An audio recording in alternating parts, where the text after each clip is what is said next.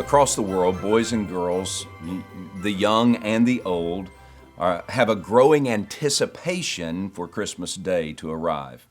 The building, bubbling excitement for that day soaks in our hearts, and we're longing for something to happen on that day. The excitement we see in our children or our grandchildren or our parents or our brothers or sisters or friends, family, we're anticipating that great day, even in a pandemic.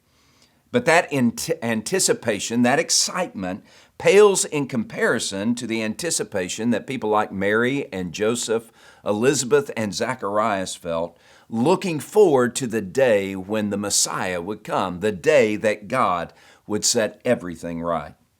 Across the world of that day, boys and girls, young and old alike, jumped for joy at the idea that the Messiah was coming. And the truth is that jumping for joy is the right response in the face of Jesus and at Christmas. Listen to what the angel told Elizabeth and Zacharias about the soon-to-be jumping for joy boy that they would have. His name is John the Baptist. In Luke chapter 1, beginning in verse 11, then an angel of the Lord appeared to Zacharias, standing on the right side of the altar of incense. When Zacharias saw the angel, he was troubled, and fear fell upon him. But the angel said to him, "Don't be afraid, Zacharias, for your prayer is heard. Your wife Elizabeth will bear you a son, and you shall call his name John. And you will have joy and gladness, and many will rejoice at his birth." The angel's appearance filled Zacharias, the priest, with fear, but joy was coming. Zacharias and Elizabeth were going to have a boy. They were going to have a boy who would bring joy to their lives. And that's true about Christmas itself. It's true about you and me as we look at the meaning of Christmas and the message of Christmas. Christmas shares the joy of God's rescuing love. Gabriel said that John's birth would bring joy and gladness. That's joy upon joy.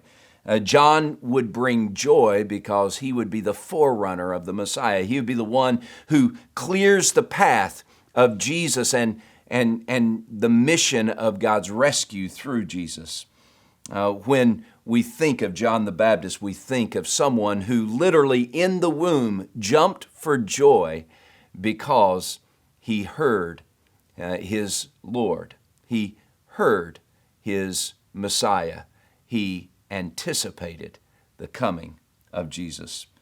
John's birth will bring joy not only to Elizabeth and Zacharias because they're going to have a baby, but it also brings joy to you and to me because John was on a mission and he was the forerunner. He was the one who would blaze the trail for Jesus to come. John would be great.